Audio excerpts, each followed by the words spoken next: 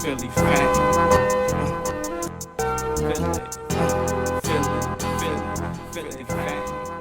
Alright, so now you briefly touched on the situation with touch money and top class. Yeah. So let's get into that a little bit more. You said, I mean, a lot of this kind of started off with you and Frankie. Like, it initially started off Shout started off with NH and Still that battle. Shout out to NH too. Right. Shout out to Still, free Still, man. And then y'all situation, y'all kind of went back and forth, and then they branched from y'all. I lined them up. Listen, bro, I lined them up. This is my main thing. I lined them up. I ain't had nothing against Frankie. He had a cousin named Manny who went to motherfucking Cheney or Lincoln, whatever one of them schools he went to that joint. He was up there. I was going up there with B Money and Corey Bethia and niggas like that from Quill Block, cause I was fucking with them niggas. I was running around with Matumbo, Sean, you got on live? Matumbo, Sean, and shit like that. Like, I was doing a lot of shit. So at the end of the day, motherfucking we was going to college and shit with them niggas, and when I was going up there, I meet Frankie's cousin, and like he was like a Creed Forge fan or whatever. So he was like, cause he was from SB, so you know Creed Forge was hot as shit at the time. So he was bragging about Creed and all that shit. And my main thing was, at the end of the day, I just knew I was hot, and I knew for a fact once nigga got a load of this, they was gonna know what the fuck was going on. Like, they was gonna know that I was here to stay, and I was gonna hold down the north side, like, to the death of me. And like, I'm doing that shit to this day, cause I meant that shit when I said that shit. So I ain't had nothing against none of them, like Frankie, Reed, none of them. But my main thing was this: I'm gonna say some shit that is gonna be, first of all, if you tough, you're not gonna let nobody say nothing with your name that's remotely close to being nut shit. So if you a tough guy, you gonna say something, and I'm gonna wait for you to bite, cause I'm gonna say this: I wasn't going at dude. I just was talking shit like I always talk. I wasn't going at him. He went at me first. That's my main thing. Make you go at me first. So I did it. Like, I did it. I said I said hit the block, get it on, get the rock, and whip it corn. I had a Fiends. Had a Fiend's teeth missing. Frank with the grippers going. I said some shit like that, like, cause he had missing teeth, and I knew the world was gonna notice that, the small world I was in at the time, cause I wasn't worried about like global shit. I was just worried about like local shit. I knew everybody know, cause he killed the nigga on the Philly versus Harrisburg, and that's what we know. It was like, no, the boy with the teeth missing, like, he hot as shit. You feel what I'm saying? So I knew for a fact. I said he be with Reed. He gonna either bite or Reed gonna bite. They gonna say something. So Jones, my fat young boy, you know, Reed try go at him. I don't like who the fuck pipe look like a fat ass turkey. I want to slice you. Nobody likes you. You make me wanna fight you. Look like a fat ass turkey. I wanna slice you. I don't even know the reason I had him fight you. Just another one of my kids. I say goodnight to. When he say that, I said, Jones, like, I don't worry about it. He thinks it's a game. He talking shit. He like, yo, you gotta get him. He said, Joe, I said, listen, no, chill. He hot as shit. Let me get him, Jones. You don't gotta go at him. I got it. I rocked him to sleep. So as soon as he do that, no, but listen, before we get past that, look, I had one at Frank. When I didn't go at him for a throttle yet. I went at him after he go right at me. He said some shit. So they got this one. Reed got the little green hat on, and he dissing D Jones, and Frank was dissing me, cause I told D Jones to diss Frank too. After that, so when D Jones went at him, Reed go at D Jones hard as he possibly can. And then I jump on Reed and I get him, and like, that's how I started that shit. So he dropped that AAP and I dropped the get back, and Reed ain't say nothing about me getting snuck or no shit like that in his raps. Like, he ain't used that shit. Like, the weak niggas was trying to use that because it wasn't that. That's what I'm saying. Like, I told you, like, when you coming from where we was coming from, you want to outclass a nigga and show the nigga that you better than him, piece by piece by piece. Like, a nigga who know that can happen to anybody, like real rap, that shit can't happen to anybody. A lot of shit, like, niggas is getting shot and ain't seeing it coming. Niggas is getting jammed. Niggas is getting robbed. Niggas is getting lined by bitches and everything. This shit can happen to anybody. When you in the belly of the beast, a lot of shit go down that can happen to a lot of niggas. There's a lot of niggas who dead right now who could be alive because they thought a lot of shit couldn't happen to them. I got some of the toughest guys, man, like my best friend. Like, he would beat everybody the fuck up for me, bro. And like, he thought a lot of shit couldn't happen to him. And he was always like, he got shot like 21 times, bro. Like, he always was getting set up and like, or going somewhere, and it would just happen. And he was like, man, I don't give a fuck, these niggas is pussies. But the shit that happened, and that opened my eyes. And like, I lost a lot of my best guys, like my closest friends, like motherfuckers who I tell everything, who like, we got a lot of secrets that went to the motherfucking grave that's gone because a lot of shit could happen to a lot of niggas, and it was happening to people, and like, shit been going down. So now back to the Reed situation. When he dissed D Jones and said that shit about that turkey line and all that shit, I get right on it. I fucked him all the way up, like straight up. So he was bombing on me, but he was coming out with slow shit, like, and I had a flow. So I had to draw like hit the book bag, war paint, vests and ammo. I lift his ass up like the doors on the Lambo. You bitch made switchblade, the niggas a manhole. Like, this was his bar that I flipped, and I did a video to it, and he had did a video coming at me and Meek Mill at the same time, I think it's something. But he wasn't directed like only focused on me. I was only focused on him. I knew they were gonna say I won that joint if I only focused on him. And I went for like 5 minutes or 3 minutes, like a long ass time. I was fucking him up. So he was hot as shit. Like, nobody can ever say he wasn't hot.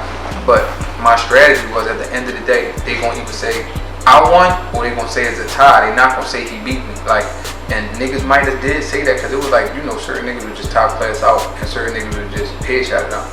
But I made sure the niggas who was fucking with me, they really could believe in what the fuck I was doing, and that's what that was. Oh, that shit be funny. That's cool. Yeah.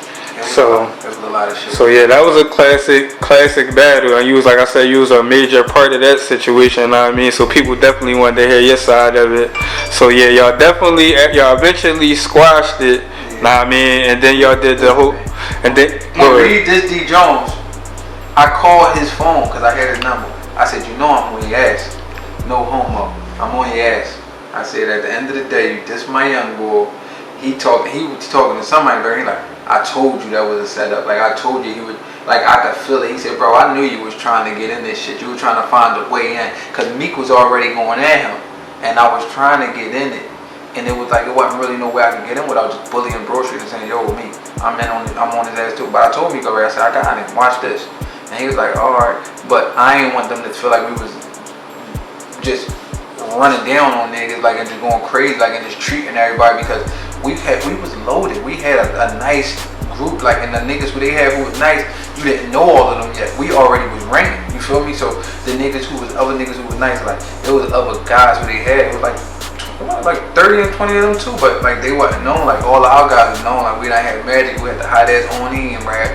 So he had Anthem that the hood was talking about. Still had a fucking classic battle with Kaboom that was crazy, that he was ringing off of, and still we was all running up to New York doing that Fight Club shit and all that. So niggas was popping. And then you gotta think, I had Ace Inferno battle on everybody. I was calling him down to battle Indian, everybody from every neighborhood. I called him, he'd slide down there to be on the pop. He was winning crazy bread off of battles and shit like that.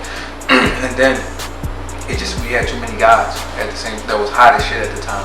So that's what it was. And I just knew I was gonna get I knew it was gonna be, when it was all said and done 10 years later, like it is right now, they was gonna be talking about the me and Reed shit, or the Meek and Reed shit. I knew they were gonna talk about it, and I was gonna make sure they was talking right. You feel me?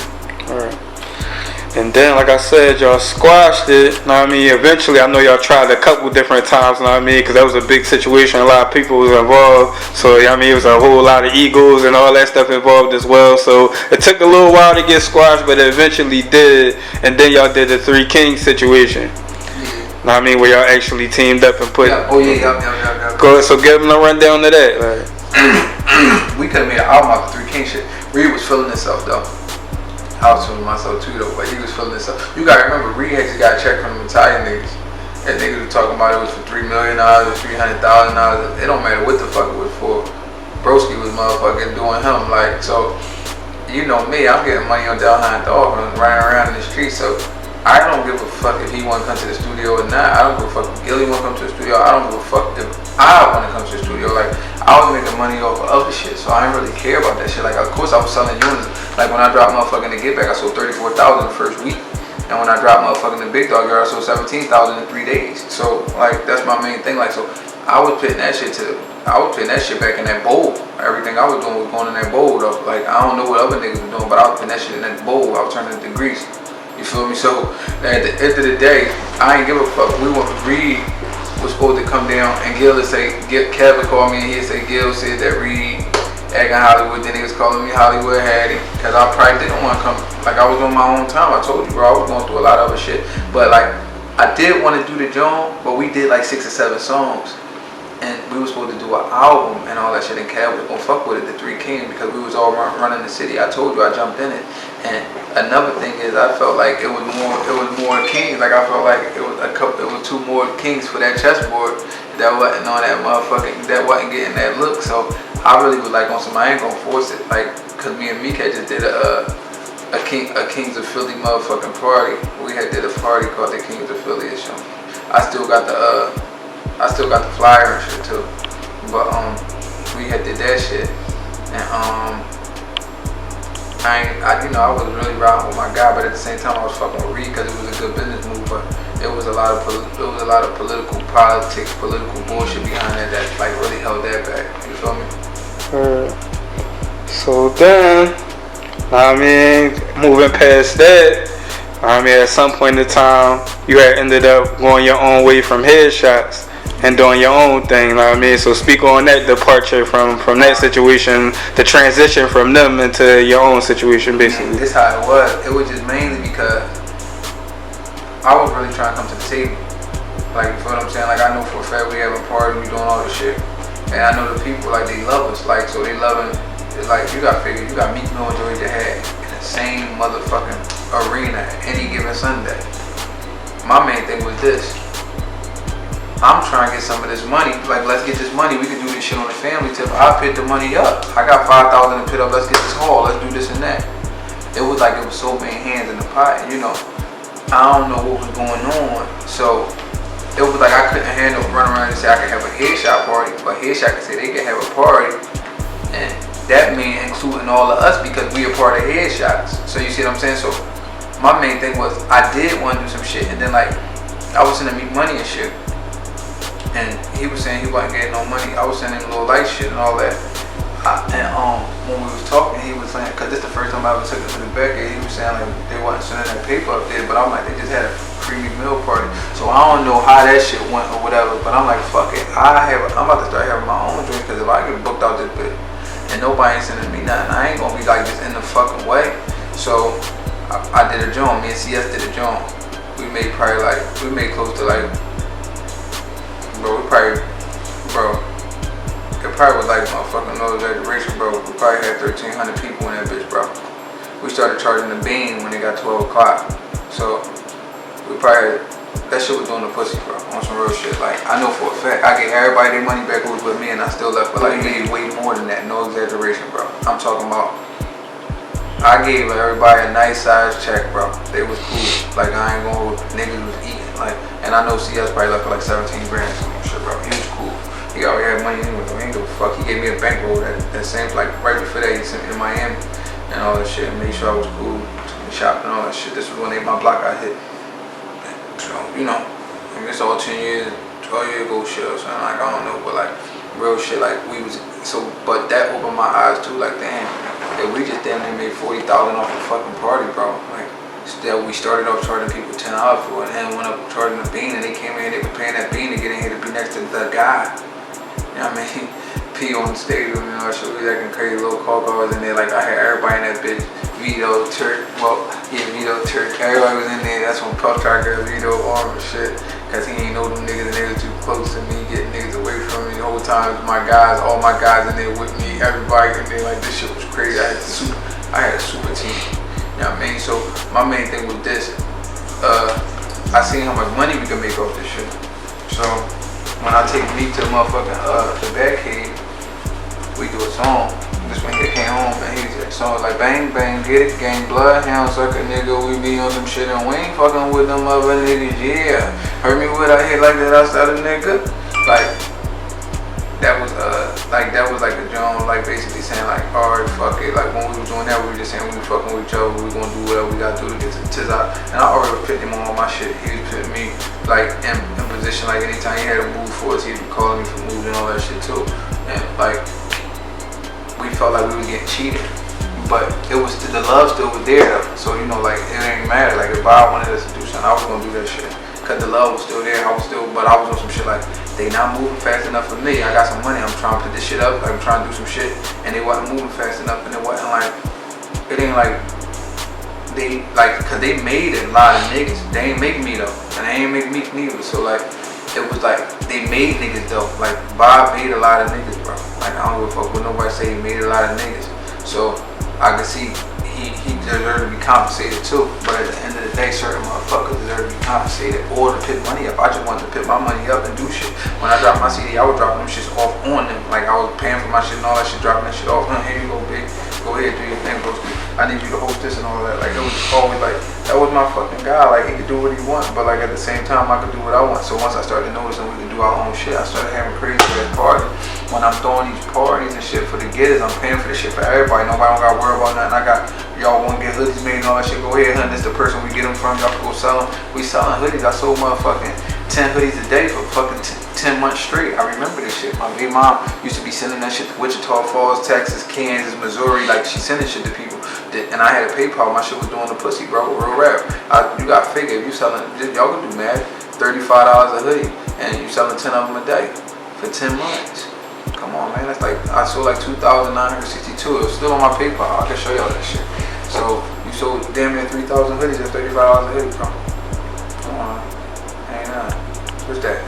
$105,000 or some more dumb shit like that. And that ain't even including the CDs, the ads, and all types of shit like that. I know for a fact at the end of the day, I was running it up off the clothes shit before niggas even thought about making clothes. That's why I know for a fact if I do them now, and when I do them now, I'm only doing motherfucking retro shit. The retro shit gonna cost motherfucking, we gonna do that shit the same way MJ do that shit.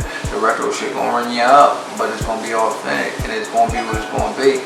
But the craziest part about the headshot shit is I really felt like if Bob would've really got that shit stamped and made that shit a label, I would've fucked with him. Real shit. I would fuck with my guy. We'd have walked into them offices.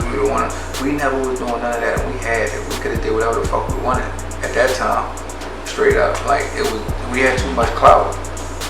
Real shit. It was to the point nobody would like when we went up to the come up show and Kev let us mob up there. It was 50 of us in that bitch. He don't even let people diss people. We was dissing cop class up there in the jump. Like he don't even let people do that shit. I was bombing on niggas. I was right at niggas talking crazy. Straight up, and me and Kev been tight ever since too. We were tight for that though, but yeah, we had motherfuckers tuning into the radio because at that time you wanted a mixtape. They was listening to the radio. That's what we got the come up show. They had the reigns again after that, like because niggas started paying attention to the come up show again, like to listen to had hot niggas up there because we had the streets already. That shit was crazy, bro. Definitely was classic moment, man. So did this situation happen before that or after Heashots where, you know, you and your guy D Jones kind of went through a little something? Y'all got over it though, y'all back good, y'all back straight. See, but D Jones, me and him, our situation happened with the headshot shit. Look, you gotta think, when we were saying fuck headshots, cause I bombed on him, I bombed on him, but I did D Jones, this what happened, matter of fact. I don't know who dissed me first, bro. Some old shit like that happened where Maddie dissed me or something like that, or Tommy Stars or somebody, whoever was fucking with Headshot dissed me. Because me and Meek did that song, Bang Bang Get It Gang and all that shit. And we were saying like, I said Headshot Haddy say no, I said Headshot Haddy say no more. I said Headshot Haddy give him war, Meek Millie say no more. Cause I said I was Headshot Haddy since Young Bob was Young Bob Headshot. And then I said Meek Mill say no more cause that was BAM. So I said that. I said nigga just be spitting shit. We spit that shit they listen for.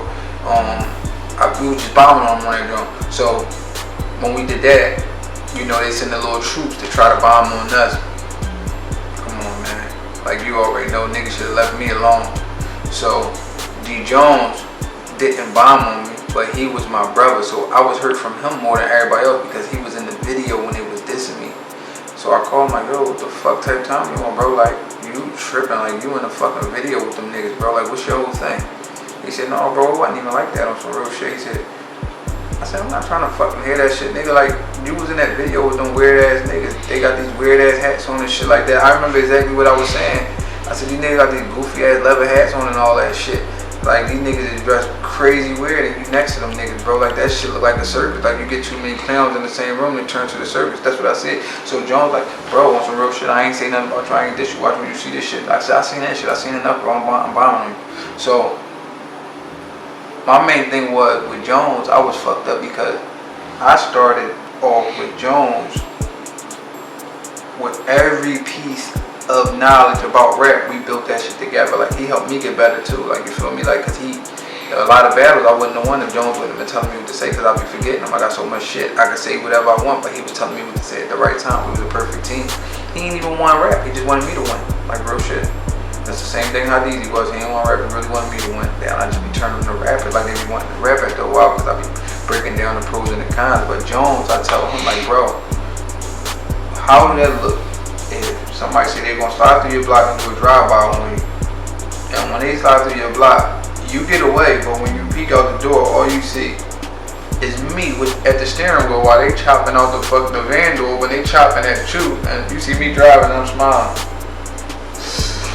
I said, that shit ain't gonna look good, bro. That shit look spooky. I said, dog, I'm on your ass. I don't give a fuck, Jones. Like, the block can be mad at me, but I'm doing it. Like, and he was like, alright. Like, you know, pride get involved, but he already knew like what was about to happen. Like, he already knew I was gonna go crazy, and then I just went off on him. But I was fucked up. Like, I didn't even care about the rap shit. I was fucked up that my little bro was like fucking with these weird ass niggas, same niggas we was bidding off and shit. Like, I'm talking about like the niggas, cause you gotta remember they had top class members and shit that we was already beefing with, and then they started being headshot members out of nowhere, and then they was dissing us and shit like that. Well, dissing me anyway, but they couldn't fuck with me. And, like, I was just like more so salty that little bro was fucking with them niggas, and then we end up all getting cool. Like, I started fucking with the niggas who were doing this shit and all that shit. But me and Jones, like, we been had got cool, but nobody just ain't know. I was fucking with Jones for a long time after that. Like, even when I still had braids, I remember like 2009, me and Jones was already cool again. But niggas just didn't really know, because it wasn't really no public service announcement. We ain't started making music and everybody see us together again. And then he started this shit called Self-Made before Rick Ross started that Self-Made shit. He had that Self-Made, he got tattooed and all that shit. And then he switched that shit to Bow Life, because, you know, a hustler could make anything pop. And he started making that Bow Life shit pop. And then he got that shit popping, man, like he should. Early. And then moving past that, you and your guy meet, man. Y'all end up, know what I mean, on different sides of the fence, man. Yeah, that shit was crazy too. Now, that situation was so crazy because